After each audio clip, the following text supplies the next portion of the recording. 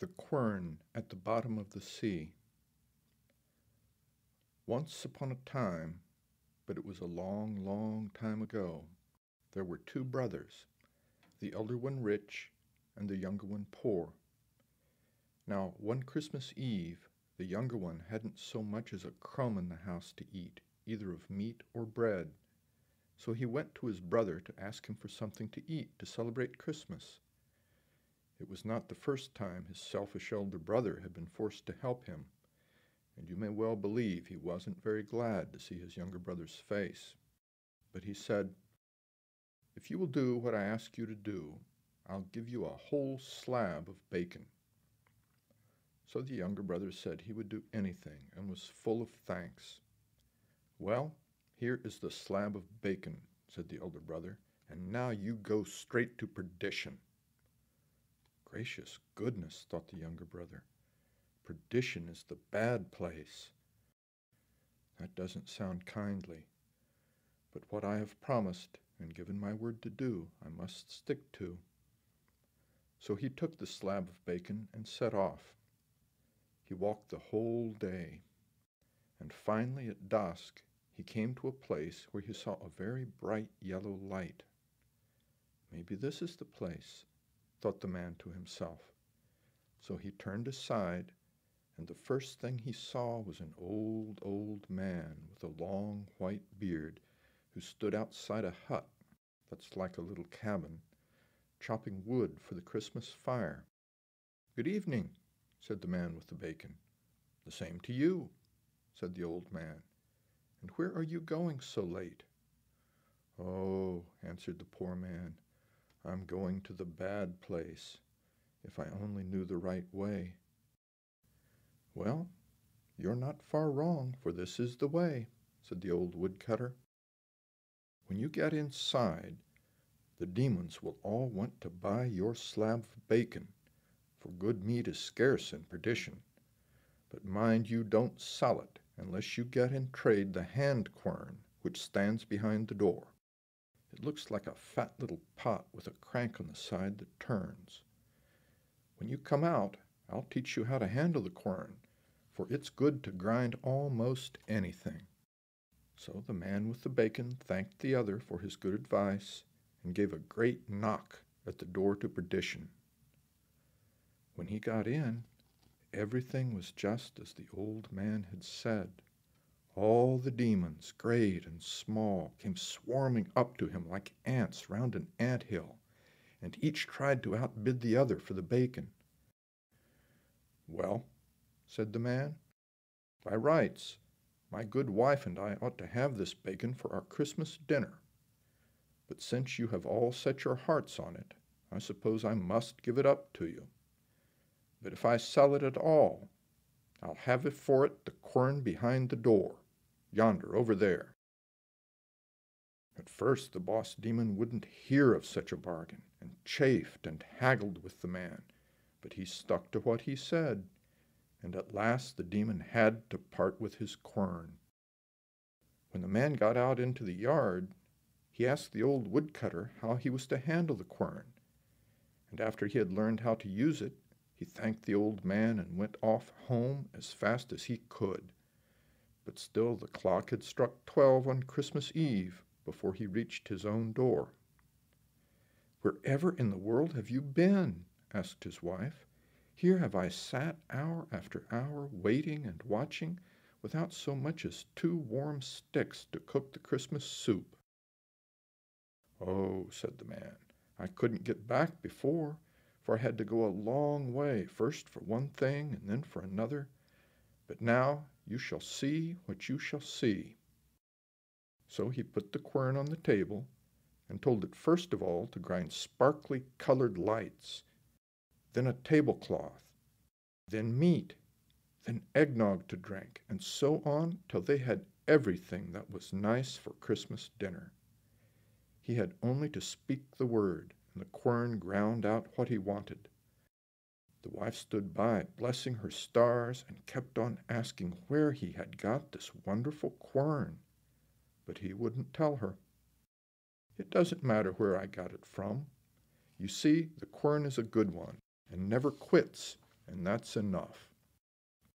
So he ground meat and drink and cakes and cookies and pies enough to last for a week.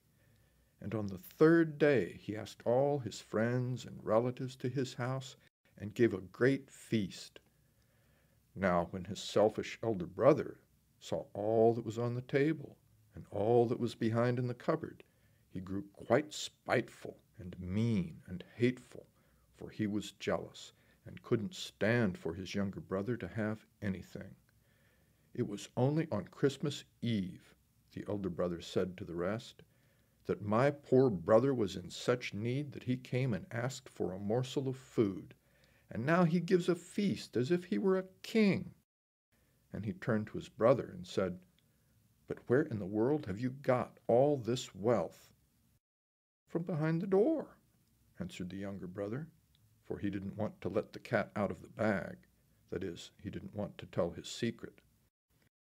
But later on in the evening, when he had drunk a drop too much wine, he could keep his secret no longer, and brought out the quern and said, "There, you see what has gotten me all this wealth." And so he made the quern grind all kinds of things. When his elder brother saw it, he set his heart on having the quern. And after a great deal of bargaining and pleading and coaxing, he got it. But he had to pay $300 for it. And his younger brother bargained to keep it till hay harvest, for he thought, "If I keep it till then, I can make it grind meat and drink that will last for years." So, as you may imagine, the quern didn't grow rusty for lack of work. And when hay harvest came, the rich brother got it. But the younger one took care not to teach him how to manage it. It was evening when the rich brother got the quern home. And the next morning he told his wife to go out into the hayfield and rake the long grass after the mowers cut it. And he said he would stay at home and get the dinner ready. So, when dinner time drew near, he put the quern on the kitchen table and said, "Grind herring fish and soup broth, and grind them good and fast." So the quern began to grind herrings and broth. First all the bowls and all the dishes filled up, then all the tubs started spilling over, and so on till the kitchen floor was quite covered in fish and soup. Then the man twisted and twirled at the quern to try to get it to stop. But for all his twisting and fingering, the quern went on grinding, and in a little while the broth rose so high that it was over the chairs and over the table, and as high as his chin, and the man was about to drown. So he threw open the kitchen door and ran into the fancy parlor room. But it wasn't long before the quern had ground the parlor full too, and slopped over the sofa and the fireplace mantel, and it was only at the risk of his life that the man could get hold of the slippery knob of the house door through the stream of broth. When he got the door open, he ran out and raced off down the road with the stream of herring fish and soup broth at his heels, roaring like a waterfall over the whole farm. Now his wife, who was in the field tossing hay grass into the wagon, thought it was taking a long time to fix dinner, and at last she said, "Well, though the master doesn't call us home, we may as well go. Maybe he finds it hard work to boil the soup broth, and will be glad of my help." The farm workers were willing enough, so they sauntered homeward. But just as they had got a little way up the hill, what should they meet but herrings and broth and bread, all running and dashing and splashing together in a stream, and the master himself running in front of the flood, racing for his life. And as he passed them, he howled out, "I wish each one of you had 100 throats, but take care you're not drowned in the broth." Away he ran as though the devil were at his heels, hurrying to his younger brother's house, and begged him to please, please, please take back the quern that instant, because, he said, if it grinds only 1 hour more, the whole town will be swallowed up by herrings and broth. But his brother wouldn't hear of taking it back till the other paid him $300 more. So the poor brother got both the money and the quern, and it wasn't long before he set up a farmhouse far finer than the one in which his selfish elder brother lived. With the quern he ground so much gold that he covered the house all over with plates of gold, and as the farm lay by the seashore, the golden house gleamed and glistened far away over the sea. All who sailed by stopped to see the rich man in the golden house, and to see the wonderful quern, the fame of which spread far and wide till there was nobody who hadn't heard tell of the famous quern. So one day there came a skipper, that is, a sea captain, who wanted to see the quern, and the first thing he asked was if it could grind salt. "Grind salt?" said the younger brother. "I should just think it could. It can grind anything."